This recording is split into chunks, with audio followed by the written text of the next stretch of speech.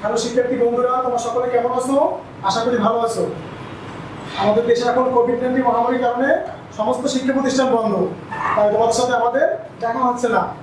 COVID-19 মহামারীতে আমাদের কি করতে হবে? আমাদের কি অবশ্যই স্বাস্থ্যবিধি মেনে চলতে হবে। অযথা বাইরে ঘোরাফেরা করা যাবে না। জরুরি কোনো প্রয়োজনে বাইরে বের হলে আমাদেরকে মাস্ক পরিধান করতে হবে এবং বাইরে থেকে বাসায় আসলে আমাদের অবশ্যই হাত ধৌত করতে হবে। আজকে আমি তোমাদের সামনে আলোচনা করব পঞ্চম শ্রেণীর গণিত বিষয়ের অনুশীলনী 9 শতকরা নিয়ে। তাহলে আমরা ফার্স্টে বলি শতকরা কি? শতকরা কাকে বলে? শতকরা হলো এমন একটি ভগ্নাংশ, শতকরা হচ্ছে এমন একটি ভগ্নাংশ যার ভর সর্বদা 100। শতকরা কি? শতকরা এমন একটি ভগ্নাংশ যার ভর সর্বদা 100।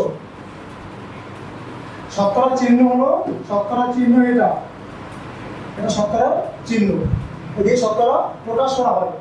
এটা আমরা অনুশীলনীতে যাই, বইয়ের অনুশীলনী 9। অনুশীলনী 9 এর কয়েকটি গুরুত্বপূর্ণ অঙ্ক নিয়ে আজকে তোমাদের সাথে আলোচনা করব।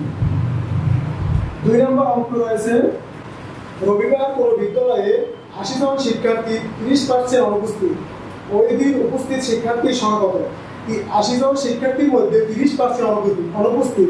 30% অনুপস্থিত বলতে আমরা বুঝি 100 জনের মধ্যে 30 জন শিক্ষার্থী অনুপস্থিত।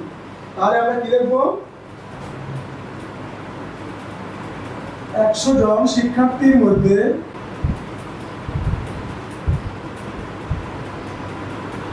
100 জন শিক্ষার্থীর মধ্যে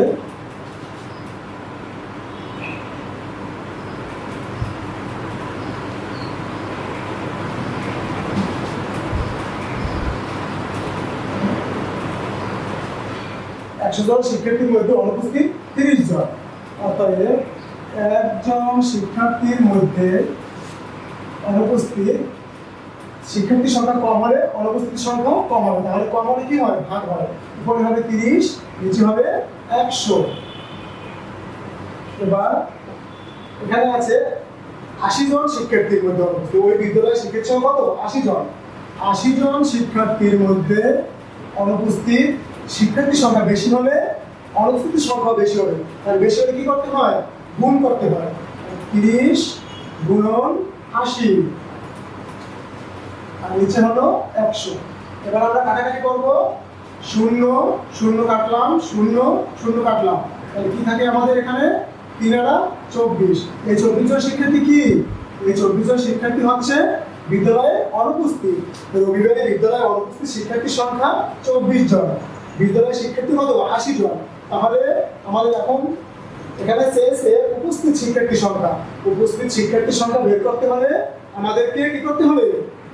80 জন থেকে 24 জন বিয়োগ করতে হবে। তাহলে আমাদের বিদ্যালয়ে উপস্থিত শিক্ষার্থীর সংখ্যা বের হবে। বিদ্যালয়ে উপস্থিত শিক্ষার্থীর সংখ্যা, উপস্থিত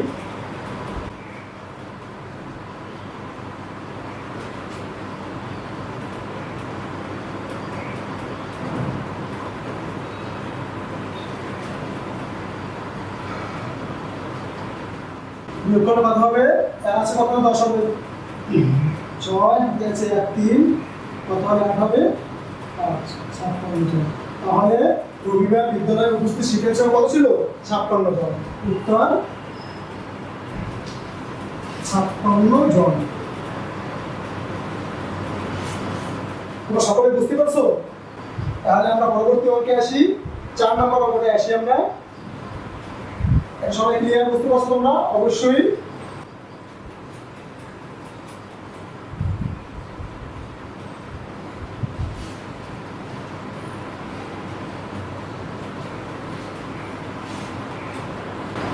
আমরা 4 নম্বর অঙ্কে আসি। 4 নম্বর অঙ্কটা ফার্স্টে আমরা পড়ি একবার। বার্ষিক 15% মুনাফায় কোনো ব্যাংক থেকে কিছু টাকা ঋণ নিয়ে 1 বছর পর 1680 টাকা মুনাফা দেওয়া হলো। আসল কত ছিল? বার্ষিক 15% মুনাফা বলতে আমরা বুঝি কি? 100 টাকা 1 বছরের মুনাফা 15 টাকা। বার্ষিক 15% মুনাফা বলতে বোঝায় 100 টাকার 1 বছরের মুনাফা 15 টাকা। তাহলে আসল 100, মুনাফা 15। এখানে আমাদের উত্তরে চেয়েছে আসল কত ছিল, মুনাফাটা দেওয়া আছে। তাহলে আমাদের লিখতে হবে 15 টাকা মুনাফা হলে আসল 100 টাকা।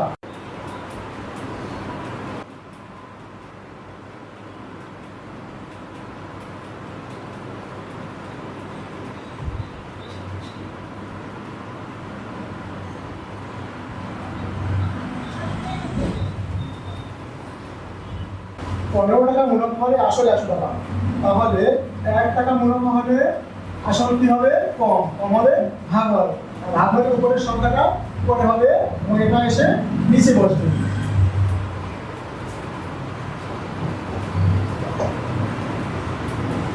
এখানে আমাদের মুনাফা হলো 1680 টাকা, তাই লিখি 1680 টাকা মুনাফা হলে আসল 100 গুণ 1680 হলো এর চেয়ে বেশি, তার জন্য এটা বেশি হলে কি হয়? গুণ হয়। উপরে হবে 1680 নিচে 15। আমরা কাটাকাটি করি, কাটাকাটি ভালো করে তোমরা বুঝে নিবা। আমরা প্রথমে 5 দিয়ে কাটি, 3 5 15, 5 20 100।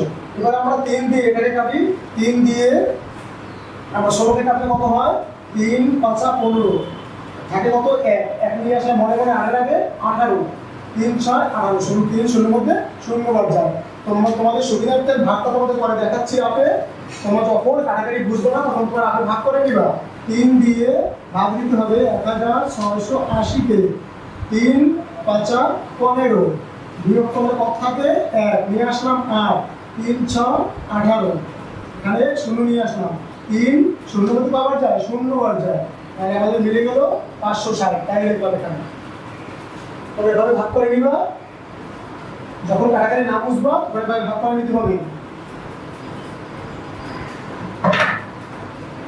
এবার কি করতে হবে আমাদের? এটা 560 এবং 20 গুণ করতে হবে। 560 20 গুণ করলে কত হয়? 6 দুগুণে 12, 2 হাতে আছে 1, 5 দুগুণে 10 আর 1 11, শূন্য আছে কটা? একটা, দুইটা, দিলাম দুইটা, তাহলে কত আসে? 11200 টাকা।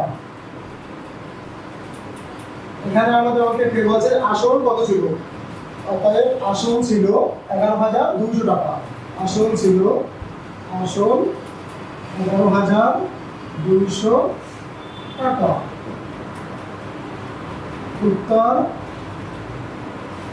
11200 টাকা।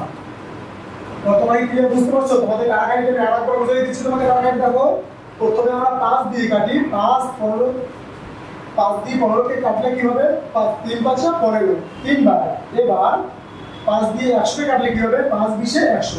এবার আমরা 3 দিয়ে এই সংখ্যাটাকে কাটলাম 1680 কে, 3 5 15, এখানে আছে 16, 1 বেশি থাকে সে 1 নিয়ে আসলাম 18, 3 6 18 আর 3 0 মধ্যে 0 বার যায় 560। এবার 560 এর 20 গুণ করে আমরা পেলাম 11200 টাকা।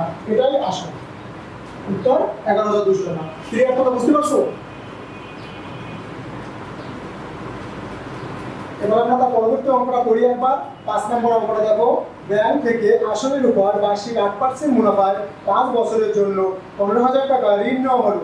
5 বছর পর মোট কত টাকা পরিশোধ করতে হবে?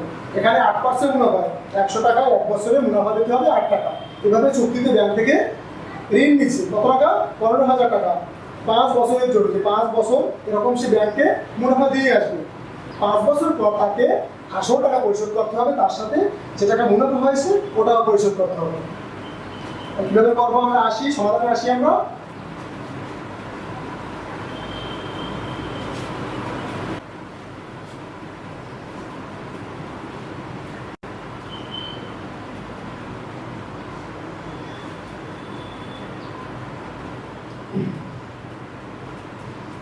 পাঁচ নাম্বার 8% মুনাফা বলতে আমরা বুঝি 100 টাকার 1 বছরের মুনাফা 8 টাকা। 100 টাকার 1 বছরের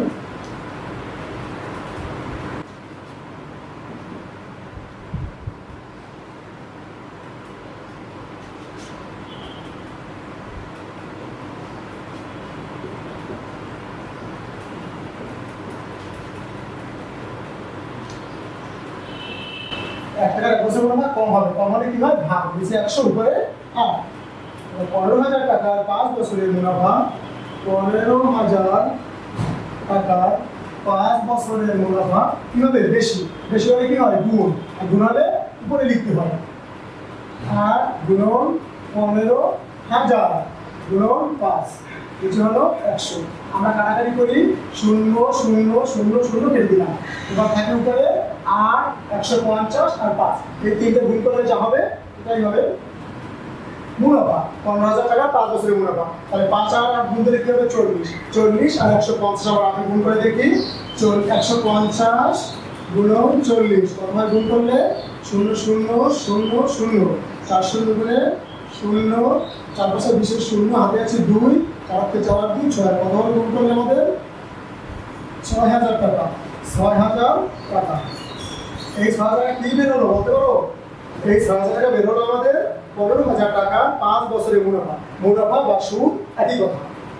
8% মুনাফায় 15,000 টাকা, 5 বছরের মুনাফা 6,000 টাকা। এবার আমাদের অঙ্কে ফিনিশিংয়ে কি চেয়েছে যে 5 বছর পর মোট কত টাকা পরিশোধ করতে হবে। তাহলে 5 বছর পর তার ব্যাংকে কি দিতে হবে? সে আসল যে টাকাটা নিয়ে আসছিল ব্যাংক থেকে, ঋণ নিয়েছিল 15,000 টাকা, ওই টাকাও দিতে হবে, তার সাথে তাকে এই 6,000 টাকাও দিতে হবে। তাহলে আমাদের কি করতে হবে? এই 15,000 টাকার সাথে 6,000 টাকা যোগ করতে হবে।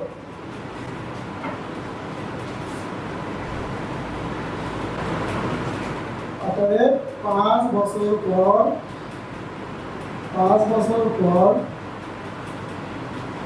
মোট পরিশোধ করতে হবে মোট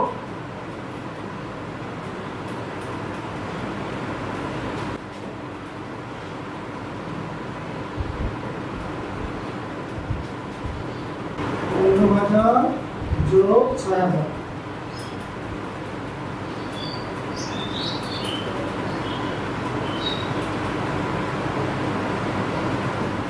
উত্তর কি হবে?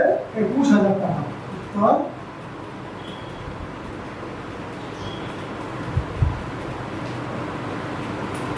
21,000 টাকা। আশা করি সবাই ক্লিয়ার বুঝতে পারছো। আবার আমি কাটাকাটি তোমাদের বুঝিয়ে দিচ্ছি একবার। 0 0 0 0 কেটে দিলাম, উপরে থাকে আমাদের 8 থাকে, এখানে থাকে 150 আর এখানে থাকে 5। এই তিনটে গুণ করলে কি হয়? 5 আর 8 গুণ আমরা প্রথমে করে দিলাম, 5 আর 40, তার সাথে আমরা গুণ দিলাম 150, 150 আর 40 গুণ দিলে 6,000 টাকা হবে। তাহলে 5 বছর মাথায় পরিশোধ করতে হবে যেই 15,000 টাকা প্রথম ব্যাংক থেকে নিয়েছিল, ওই 15,000 টাকা তার সাথে এই যে মুনাফাটা হয় 6,000 টাকা, এটা 21,000 টাকা। তারপর আমরা 6 নম্বর আমরা করি, ব্যাংক থেকে 50,000 টাকা ঋণ নিয়ে 8 বছর পর মোট 98,000 টাকা পরিশোধ করা হলো। আসলের উপর ব্যাংকের মুনাফার হার কত? আমাদের নম্বরটা কি চেয়েছে? মুনাফার হার চেয়েছে। 6 নম্বর অঙ্কে আমাদের চেয়েছে মুনাফার হার। তাহলে 50,000 টাকা ঋণ নেওয়ার পর 8 বছর পর তার ব্যাংকে পরিশোধ করতে হলো 98,000 টাকা। তাহলে 98,000 টাকা কি? আসল প্লাস মুনাফা, এই দুইটা মিলে হয়েছে 98,000 টাকা। আমরা বলে আসি,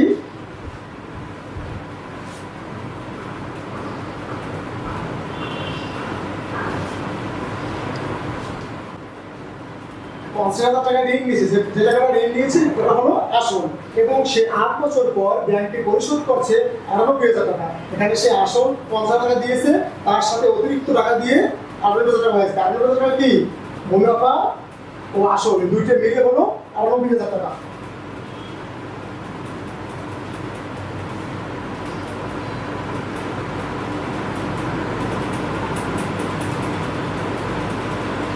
মুনাফা আসল বিয়োগ আসল সমান সমান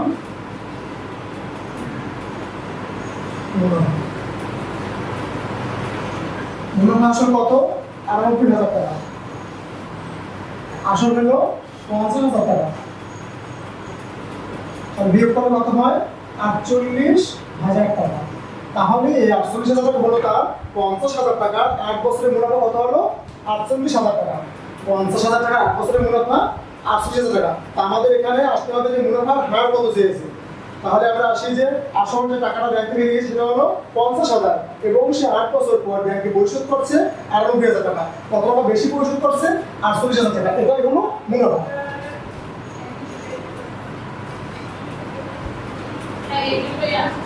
50,000 টাকার 8 বছরের মুনাফা, 8 বছরের মুনাফা 48,000 টাকা।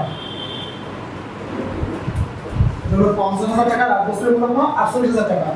1 টাকার 1 বছরের মুনাফা, 1 টাকার 1 বছরের মুনাফা হবে কম, মানে কি হয় ভাগ, আর ভাগ হলে নিচে রাখতে হয়। উপরে 48,000, নিচে 50,000 গুণ 8।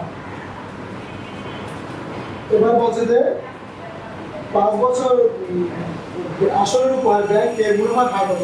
মুনাফার হার যখন চাইবো তখন কি হবে 100, মুনাফার হার বা শতকরা এগুলো 100-এর উপর ডিপেন্ড করে। 100 টাকার 1 বছরের মুনাফা, মুনাফার হার বলতে আমরা বুঝি 100 টাকার 1 বছরের মুনাফা। তাই আমাদের এই অঙ্কটা চেয়েছে মুনাফার হার, লাস্ট লাইনে আসবো 100 টাকার 1 বছরের মুনাফা কি হবে 48,000 গুণন 100, নিচে হলো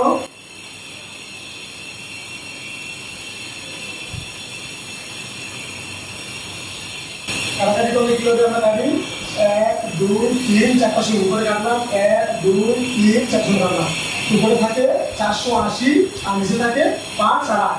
এবার আমরা কাটাকাটি করি, 8 দিয়ে আমরা কাটি, 8 48 এর কয়বার যায় নামটা বলে আমরা কি করবো 6 আর 48 6 বার, এই 16 কাটে আমরা নিয়ে আসবো এখানে 60। এবার উপরে আছে 60, নিচে আছে শুধুমাত্র 5, আমরা 5 দিয়ে 60 কে কাটি, 5 12 60, কাটাকাটি করলে হয়ে গেল মুখে মুখে। তাহলে সমান সমান কি হবে 12 টাকা। বলছে যে আসলের উপর ব্যাংকের মুনাফার হার কত। অতএব আসলের উপর মুনাফার হার, অতএব ব্যাংকের মুনাফার হার, ব্যাংকের মুনাফার হার 12%, উত্তর হবে 12%। আমরা আবার বুঝিয়ে দিচ্ছি তোমাদের প্রথম থেকে, যেহেতু এখানে বলা হয়েছে 50,000 টাকা 8 বছরের মুনাফা, 8 বছর 50,000 টাকা সে ব্যাংক থেকে নেওয়ার পরে সে পরিশোধ করছে 98,000 টাকা, তাহলে তার 50,000 টাকা তার আসল ছিল এবং সে পরিশোধ করছে 98,000 টাকা। তার 48,000 টাকা সে কি পরিশোধ করছে মুনাফা, 48,000 টাকা হলো মুনাফা। তাহলে আমরা পেয়ে গেছি 50,000 টাকা 8 বছরের মুনাফাটা 48,000 টাকা। 1 টাকা 8 বছরের মুনাফা কম হবে, আমাদের নিচে হবে 50,000 গুণ 8 গুণ 48,000। যেহেতু আমাদের চেয়েছে ব্যাংকের মুনাফার হার, মুনাফার হার বলতে আমরা বুঝি যে 100 টাকার 1 বছরের মুনাফা, সো 100 টাকার 1 বছরের মুনাফা 100, উপরে 100 হবে।